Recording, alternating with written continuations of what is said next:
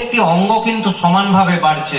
ডান হাত বাম হাতের মধ্যে কিন্তু একটা সামঞ্জস্য, ডান হাতটি যতটা বড় বাম হাতটিও তো একইভাবে বড়। তাহলে কি না, আমাদের শরীরের মধ্যে আছে জিন, জেনেটিক কোড, তারা কিন্তু সেটাকে নিয়ন্ত্রণ করে রেখেছে যে আপনার শরীরের অঙ্গগুলো কিন্তু সমানভাবে বাড়বে। কোন একটি অঙ্গের যদি অতিরিক্ত গ্রোথ হয়, শরীর কিন্তু সঙ্গে সঙ্গে নিয়ন্ত্রণ করবে, সেই গ্রোথের হার কমিয়ে দেবে এবং কিন্তু সেটাকে নিয়ন্ত্রিত করবে। যদি সেই নিয়ন্ত্রণ আমাদের হাতের বাইরে চলে যায়, আমাদের শরীরের হাতের বাইরে চলে যায়, তখন কোনো একটি অঙ্গ অতিরিক্ত ভাবে বাড়তে বাড়তে আমাদের নিয়ন্ত্রণের বাইরে চলে গেলে টিউমারে পর্যবসিত হতে পারে। তাকে আমরা বলি টিউমার। তাহলে সমস্ত টিউমারই কি ক্যান্সার? না। টিউমার যখন একটা নির্দিষ্ট অঙ্গের মধ্যে সীমাবদ্ধ, এক জায়গাতে সীমাবদ্ধ থেকে যাচ্ছে, সে অন্য কোনো অর্গানকে ক্ষতিগ্রস্ত করছে না বা তাদেরকে ডিস্টার্ব করছে না, তখন তাদেরকে আমরা বলি বিনাইন টিউমার, সেটা ক্যান্সার নয়। তাহলে ম্যালিগন্যান্ট টিউমার বা ক্যান্সার কাকে বলে? না, সেই অনিয়ন্ত্রিত গ্রোথ যখন অন্য অর্গানকে বিপদের মুখে ঠেলে দেবে বা অন্য অর্গানকে অ্যাফেক্টেড করবে, তখনই তাকে আমরা বলি ম্যালিগন্যান্ট টিউমার বা ক্যান্সার।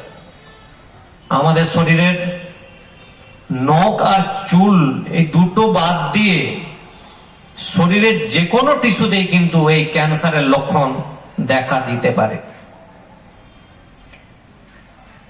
এবং সহজ কথা হচ্ছে, জন্মের সময় থেকে শুরু করে একজন বাচ্চা কিন্তু ক্যান্সার নিয়ে জন্মাতে পারে।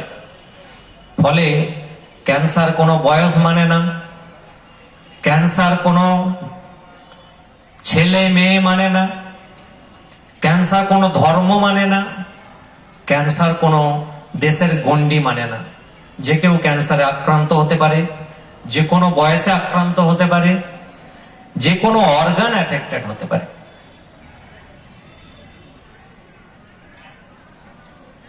ক্যান্সার কেন হয়? অনেক পেশেন্ট এবং তার বাড়ির লোকেরা আমাকে জিজ্ঞেস করে, ডাক্তারবাবু ক্যান্সার কেন হয়? আর আমি বা কেন যে আমার মধ্যে ক্যান্সার হলো? মানুষ এত লোক ঘুরে বেড়াচ্ছে, তাদের তো ক্যান্সার হয়নি। আমার কাছে কিন্তু সঠিক কোনো জবাব নেই। কেউ যদি আমাকে জিজ্ঞেস করেন যে আমার কেন ক্যান্সার হলো, এর সঠিক জবাব কিন্তু নেই। তাহলে আমি এটাই বলবো, 90% মানুষের ক্ষেত্রে, 90% ক্যান্সার রোগীর ক্ষেত্রে কিন্তু কোনো কারণ নেই। মাত্র 10% ক্ষেত্রে কারণ আমরা কিন্তু খুঁজে পাই। তাহলে 90% যে ক্যান্সার হয়েছে সেটা হচ্ছে, তাকে আমরা বলি সম্পূর্ণভাবে স্পোরাডিক। হঠাৎ করে তার মধ্যে কোনো পরিবর্তন হয়েছে, তার শরীরের জেনেটিক পরিবর্তন হয়েছে, কেন হয়েছে কেউ জানে না, সেটা হচ্ছে স্পোরাডিক ক্যান্সার। তার কিন্তু কোনো কারণ নেই। আমাদের শরীরের কোষগুলির মধ্যে জেনেটিক পরিবর্তন প্রতিনিয়ত হয়ে চলেছে। আপনার হঠাৎ করে কি এমন পরিবর্তন হলো জেনেটিক কোডে যে আপনার শরীরের কোনো একটি অঙ্গ অতিরিক্ত গ্রোথ করছে, তার কারণ কিন্তু কেউ জানে না। গবেষণা চলছে। 10% ক্ষেত্রে এই জেনেটিক পরিবর্তনের কারণ জানা গেছে। কি কি কারণ? যেমন ধরুন টোবাকো, মানে তামাক জাতীয় দ্রব্য, অতিরিক্ত তামাক জাতীয় দ্রব্য, সেটা হতে পারে সিগারেট, বিড়ি, বা আমরা যারা এই যে গুটকা, পান, সুপারি, এগুলো কি করে, মানে এগুলো এক ধরনের ইরিটেন্ট।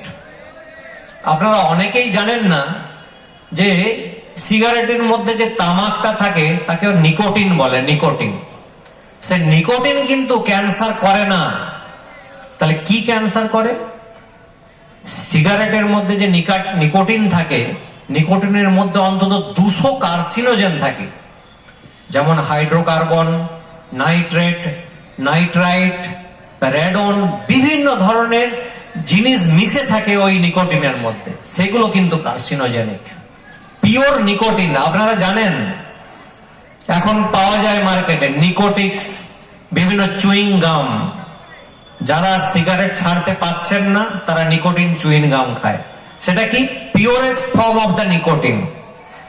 তাহলে নিকোটিন যদি ক্যান্সার করতো তাহলে নিকোটিন চুইং গাম তো ডাক্তাররা বলতেন না ব্যবহার করুন। তাহলে নিকোটিন কিন্তু ক্যান্সার করে না, করে নিকোটিনের মধ্যে যে জিনিস মিশে আছে ভেজাল, সেইগুলো ক্যান্সার করে। তাহলে তামাক একটা ইম্পর্টেন্ট কার্সিনোজেন যেটা কিন্তু ক্যান্সার করতে পারে। আমাকে অনেকেই জিজ্ঞেস করেন, ডাক্তারবাবু আমার বাবার তো ক্যান্সার হয়েছে, আমিও তো একটু একটু সিগারেট খাই, আমার কি ক্যান্সার হতে পারে? আমি বললাম দেখুন, এর কিন্তু কোনো সঠিক জবাব নেই। সিগারেট খেলেই যে ক্যান্সার হবে একথা সর্বৈব সত্য নয়, কিন্তু সিগারেট খেলে ক্যান্সারের পরিমাণ বাড়তে পারে, হওয়ার চান্স বেশি, সেটা কিন্তু সত্যি। ডায়েট ডায়েট একটা খুব ইম্পর্টেন্ট জিনিস। আমি আমার আলোচনার প্রথমেই বলছিলাম যে ভারতবর্ষে ক্যান্সার কিন্তু দিন দিন বৃদ্ধি পাচ্ছে। কেন? তার কারণ ওয়েস্টার্নাইজেশন অফ দ্য ডায়েট, বিদেশি লোকেদের মতো খাওয়ার ধরন। ভারতবর্ষ একটা সময় কি ছিল? শাক পাতা, তারপর সবুজ শাক সবজি, এসব আমরা বেশি খেতাম। কিন্তু আমাদের খাদ্যাভ্যাসের মধ্যে পরিবর্তন এসেছে। আমরা কিন্তু এখন ফাস্ট ফুড, অতিরিক্ত রেড মিট, প্রসেস ফুড, বেশি পরিমাণ ফ্যাটি খাবার দাবার আমরা কিন্তু এখন পছন্দ করছি। এবং নতুন জমানায় তারা কিন্তু শাক সবজি বা ফ্রুটস, ফল, সেগুলোর কিন্তু খাওয়া দাওয়ার দিকে ঝোঁক কম, যথেষ্ট পরিমাণ কম। সেটা কিন্তু আমাদেরকে খেয়াল রাখতে হবে। ডায়েট কি ইম্পর্টেন্ট জিনিস। নেক্সট যেমন অ্যালকোহল, অ্যালকোহল কিন্তু কিছু কিছু ক্যান্সারের কারণ। মোস্ট ইম্পর্টেন্ট হচ্ছে ফুড অ্যাডিটিভস, খাবারের মধ্যে বিভিন্ন জিনিস মিশিয়ে দেওয়া। বিভিন্ন ধরনের খাবারের কালার ব্যবহার করা হয়, খাবারকে বাঁচিয়ে রাখার জন্য, সঠিক রাখার জন্য বিভিন্ন প্রিজারভেটিভস ইউজ করা হচ্ছে। এগুলো কিন্তু ক্যান্সারের একটা ইম্পর্টেন্ট কারণ। বর্তমানে এগ্রিকালচার আমরা জানি, সেটা মাছ হোক, সবজি হোক, ফল হোক, ফুল হোক, প্রত্যেকটা জিনিসে আমরা ব্যবহার করছি বিভিন্ন ধরনের পেস্টিসাইডস এবং বিভিন্ন ধরনের রাসায়নিক দ্রব্য। কারণ বর্তমান সমাজে রাসায়নিক দ্রব্য ছাড়া, সার, পেস্টিসাইড ছাড়া কিন্তু কোনো শাকসবজি হয় না। প্রত্যেকটা জিনিসকে পেস্টিসাইডে ডোবানো হয় অলমোস্ট। এগুলো কিন্তু কার্সিনোজেন। তার সাথে আছে পলিউশন। আমরা জানি পলিউশন কিভাবে বৃদ্ধি পেয়েছে। হাইড্রোকার্বন, গাড়ি থেকে যে সমস্ত ধোঁয়া বেরোচ্ছে, হাইড্রোকার্বন, হাইড্রোকার্বন একটা ইম্পর্টেন্ট কার্সিনোজেন। শুধু তাই নয়, বিভিন্ন ধরনের সামাজিক মাধ্যম আমরা এই ব্যবহার করছি, ফোন, ব্লুটুথ, বিভিন্ন ধরনের, যার মাধ্যমে কিন্তু একটা ব্যাকগ্রাউন্ড রেডিয়েশন আমরা বলি, সেটা কিন্তু মাত্রা বেড়ে গেছে। দেখবেন বিভিন্ন জায়গায় বিভিন্ন মোবাইল কোম্পানির টাওয়ার্স, যদিও সেখান থেকে খুব কম পরিমাণ রেডিয়েশন বেরোয়, কিন্তু যদি আমরা সম্মিলিত বছরের পর বছর সেই ধরনের ব্যাকগ্রাউন্ড রেডিয়েশনের মুখোমুখি হই, তাহলে কিন্তু আমাদের ক্যান্সারের মাত্রা ডেফিনেটলি বাড়তে বাধ্য। তার সাথে কিছু কিছু ইনফেকশন আছে, যেমন hepatitis B, human papilloma virus. এই ধরনের ইনফেকশন কিন্তু ভবিষ্যতে আমাদের ক্যান্সার ডেকে আনতে পারে। যেমন হেপাটাইটিস বি থেকে কিন্তু পরবর্তীকালে হেপাটোসেলুলার কার্সিনোমা হতে পারে। হিউম্যান প্যাপিলোমা ভাইরাস থেকে পরবর্তীকালে আমাদের সার্ভাইকাল ক্যান্সার হতে পারে। কিছু কিছু রোগ এখন যেটা আমরা ভুগছি, পরবর্তীকালে ক্যান্সার ডেকে আনতে পারে। যেমন ধরুন আলসারেটিভ কোলাইটিসের মতো এক ধরনের ইনফ্ল্যামেটরি বাউল ডিজিজ আছে, যেগুলো পরবর্তীকালে কোলন ক্যান্সার ডেকে আনতে পারে। অফকোর্স আমাদের বিভিন্ন ধরনের রোগের জন্য যদি আমরা রেডিয়েশন ব্যবহার করি, সেগুলো বা অতিরিক্ত পরিমাণ সিটি স্ক্যান, এসবের ব্যবহারে ভবিষ্যতে কিন্তু ক্যান্সার হতে পারে। তাহলে মোস্ট ইম্পর্টেন্ট হচ্ছে ক্যান্সারের জন্য আর্লি ডিটেকশন। ক্যান্সারে আমরা জানি যে 4টি স্টেজে ক্যান্সার ধরা পড়ে, স্টেজ 1, স্টেজ 2, স্টেজ 3 এবং স্টেজ 4। স্টেজ 1 থেকে স্টেজ 3 পর্যন্ত স্টেজে যদি ক্যান্সার ধরা পড়ে সেটা কিন্তু নিরাময় যোগ্য, কিন্তু চতুর্থ স্টেজে যখন ক্যান্সার পৌঁছে যায়, মানে একটা অর্গান থেকে অন্য অর্গানে ছড়িয়ে পড়ে, তখন ক্যান্সার সম্পূর্ণভাবে নিরাময় করা সম্ভব হয় না। ভারতবর্ষের অন্তত 60% ক্যান্সার চতুর্থ স্টেজে ধরা পড়ে। আপনারা শুনলে অবাক হবেন যে আমেরিকা, যেখানে নিয়মিত হেলথ চেক আপ বা ক্যান্সার স্ক্রিনিং এর সুবিধা আছে, সেই আমেরিকাতে কিন্তু মাত্র 30% মানুষ চতুর্থ স্টেজে প্রাথমিক অবস্থায় ধরা পড়ে, 70% মানুষই আর্লি স্টেজে ধরা পড়ে।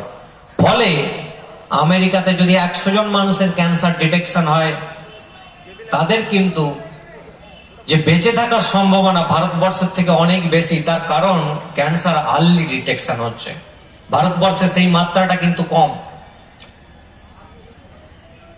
ক্যান্সার চিকিৎসায় বিভিন্ন রাস্তা আছে, যেমন এই ছবিতে দেখা যাচ্ছে, দেখুন, আলটিমেট ডেস্টিনেশনে পৌঁছানোর জন্য মাল্টিপল রাস্তা, অনেকগুলো রাস্তা আছে, বিভিন্ন পন্থা আছে, যে কোনো একটি রাস্তা ধরে আপনি কিন্তু পৌঁছতে পারেন। কিন্তু আপনি এটা নিশ্চয়ই বুঝতে পারছেন যে কিছু কিছু রাস্তা আছে যেখান দিয়ে গেলে কিন্তু আপনার সময় বেশি লেগে যাবে, কিছু রাস্তা আছে সেখান দিয়ে আপনি দ্রুত পৌঁছতে পারবেন। তাহলে এটা খুব ইম্পর্টেন্ট যে আপনাকে সঠিক রাস্তাটা বাছতে হবে ক্যান্সার ধরা পড়ার পর, যেখানে আপনার সঠিক জায়গায় যদি আপনি সঠিক সময়ে পৌঁছতে পারেন, আর্লি পৌঁছতে পারেন, তাহলে কিন্তু আপনি যেটা বলে মারা যাওয়ার সম্ভাবনা বা ছড়িয়ে পড়ার সম্ভাবনা, আপনি রোগ প্রতিরোধ করতে পারবেন। অনেকেই আমাকে জিজ্ঞেস করেন, ডাক্তারবাবু, আমার পাশের পাড়ায় একজন আছেন যার ক্যান্সার হয়েছিল, সে কিন্তু সেরে গেছে। আপনি বলছেন যে আমার বাবা সারবে না, ব্যাপারটা কি? ওরও ক্যান্সার হলো, সেরে গেল, আর আমার ক্যান্সার হচ্ছে, আমার সারছে না। ওর ক্যান্সার হয়েছিল, ওর শুধু সার্জারিতে সেরে গেছে, আপনি বলছেন আমার সার্জারিও লাগবে, রেডিয়েশনও লাগবে, কেমো লাগবে। ব্যাপারটা কি? সে ব্যাপারটা হচ্ছে এই ছবিতে বলা আছে, সমস্ত জুতো সবার পায়ে সাঁটবে না, সাইজ অনুযায়ী, পায়ের সাইজ অনুযায়ী জুতো কিনতে হবে। তাহলে কি যে কোনো চিকিৎসা সব ক্যান্সারে সাঁটবে না, প্রত্যেক ক্যান্সারের চিকিৎসা আলাদা। একই রকম ভাবে যেমন প্রত্যেক লোকের জুতোর সাইজ আলাদা, তার জুতোর আলাদা জুতো লাগবে, সেরকমই প্রত্যেক ক্যান্সারের চিকিৎসা পদ্ধতি আলাদা। ক্যান্সার চিকিৎসায় আমরা যুগান্তকারী পরিবর্তন এনেছি। আমরা একটা সময় ছিলাম আদিম যুগে, যখন আমাদের চলাচলের কোনো রাস্তা ছিল না, তারপর এলো আমাদের গরুর গাড়ি, এখন আমরা জেট প্লেনের যুগে চলছি। ফলে ক্যান্সার চিকিৎসায় কিন্তু নব দিগন্ত এসেছে। সে আপনি বলুন সার্জারিতে বলুন, নতুন robotic surgery, minimal access surgery, ছোট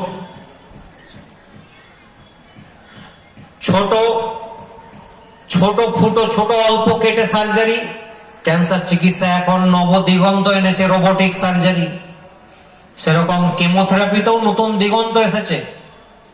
কেমোথেরাপি নেওয়ার বা টলারেট করার ক্ষমতা এখন বেড়ে গেছে, কারণ নতুন নতুন chemotherapy, immunotherapy, targeted therapy, gene therapy, এইসবের মাধ্যমে কিন্তু মানুষের ক্যান্সার চিকিৎসায় রেসপন্স হওয়ার সম্ভাবনা মাত্রা বেড়েছে। খুব ইম্পর্টেন্ট,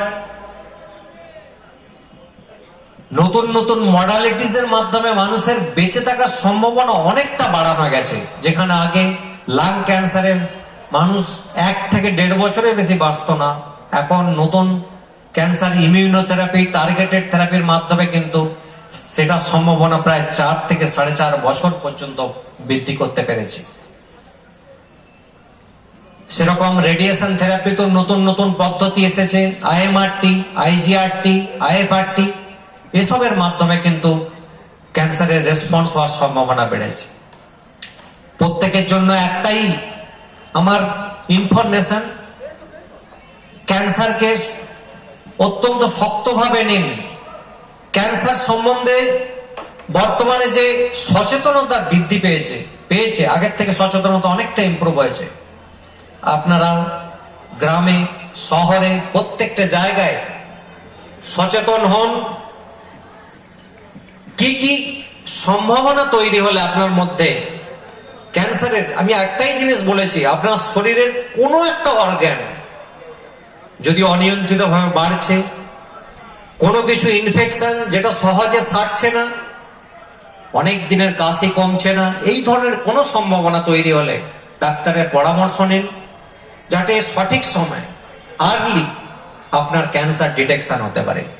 চিকিৎসার বিভিন্ন পদ্ধতি আছে, চিকিৎসার বিভিন্ন জায়গা তৈরি হয়েছে, ভারতবর্ষেও ক্যান্সার চিকিৎসায় নতুন দিগন্ত এসেছে এবং আমি মনে করি যে গ্রাম শহরেও কিন্তু নতুন জাগরণ তৈরি হয়েছে, প্রত্যেকে কিন্তু সচেতন, এখন অনেকটাই সচেতনতা বৃদ্ধি পেয়েছে।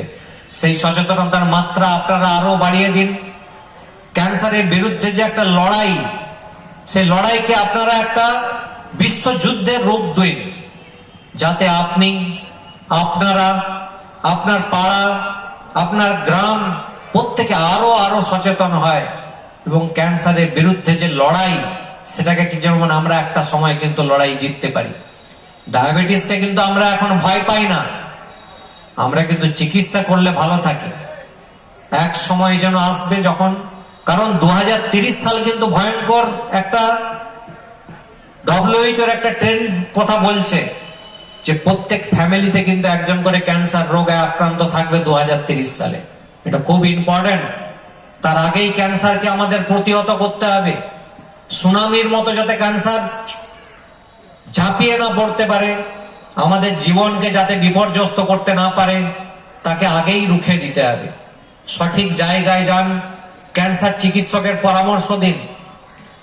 প্রত্যেক রবিবার আমরা এখানে ক্যান্সারের ক্লিনিক করি, এই ঘাটাল শহরে, মিদনাপুরের বিভিন্ন জায়গায়, তমলুকে আমার ক্লিনিক আছে, আপনারা যোগাযোগ করুন। আপনারা শুধু আপনারা নয়, এই বার্তা আপনারা পৌঁছে দিন, আপনাদের পাশে আশেপাশের গ্রামে শহরে সব জায়গায় পৌঁছে দিন যে ক্যান্সারের বিরুদ্ধে যে লড়াই, সেটা আমরা কিন্তু প্রথমেই হেরে যাব না। ধরা পড়লো, আমরা মানসিকভাবে বিপর্যস্ত হয়ে পড়লাম আর আমরা তার হাল ছেড়ে দিলাম, এটার জন্য কখনোই না হয়। ক্যান্সারের বিরুদ্ধে যদি আমরা লড়াই করি, তাহলে কিন্তু আমরা আমাদের অত্যন্ত প্রিয়জনের যে জীবন, সেটাকে আমরা কিছুদিন দীর্ঘায়ু করতেই পারবো। কোনো ক্যান্সার এরকম নেই যেটাতে আমরা চিকিৎসা করব না, বিনা চিকিৎসায় আমাদের প্রিয়জনদেরকে চলে যেতে দেব। ঘাটাল শহরে আমাদের এই যে মেলা কমিটি আমাদের একটি ইনফরমেশন সেন্টারের সুযোগ করে দিয়েছে, আপনারা প্রত্যেকে সেই ইনফরমেশন সেন্টারে আসুন। এই মূল মঞ্চের বাঁ দিকে একটি ক্যান্সার ইনফরমেশন সেন্টার করা হয়েছে, আপনারা ওখানে আসুন, ক্যান্সার সম্বন্ধে আরো জানুন, প্রত্যেকে সচেতন হন এবং সেই সচেতনতাকে চারদিকে ঝড়ের গতিতে আপনার ছড়িয়ে দিন। ক্যান্সারের বিরুদ্ধে লড়াই আমাদের জিততেই হবে, আমরা জিতব সেই অঙ্গীকার করে আপনাদের প্রত্যেককে, সকলকে আরো অনেক অনেক অভিনন্দন জানিয়ে প্রত্যেকে মেলাকে উপভোগ করুন, কিন্তু মনের মধ্যে রাখুন আপনার স্বাস্থ্যই কিন্তু সম্পদ। এ কথা খেয়াল রাখবেন, তিনটে জিনিস, আপনি, আপনার পরিবার, সেটাই কিন্তু আলটিমেট আপনার ইম্পর্টেন্ট গোল। আপনি যদি সুস্থ থাকেন, আপনার পরিবার যদি সুস্থ থাকে, তাহলে আমাদের সমাজ, আমাদের দেশ, আমাদের পৃথিবী সুস্থ থাকবে। আপনি যদি অসুস্থ হন, আপনার যে কর্মকাণ্ড, আপনি যে কাজই করুন, আপনি হতে পারেন আপনি শিক্ষক, হতে পারেন আপনি চাষি, হতে পারেন আপনি ব্যবসায়ী, সেই কাজে কিন্তু ভাটা পড়ে যাবে যদি আপনি অসুস্থ হন। প্রত্যেকে সুস্থ থাকুন, প্রত্যেকে ভালো থাকুন এবং অপরকে ভালো থাকার সুযোগ করে দিন। এই বলে আমি আমার বক্তব্য শেষ করব এবং আবার ঘাটাল মেলা কমিটিকে আমার অসংখ্য, আমার অন্তরের অত্যন্ত শ্রদ্ধা যে তারা আজকে আমাকে এখানে বলার সুযোগ করে দিয়েছেন, মানুষকে জানানোর যে একটা সুযোগ তারা করে দিয়েছেন, তাদেরকে আবার আমি ধন্যবাদ জানাই। প্রত্যেকে ভালো থাকবেন, নমস্কার।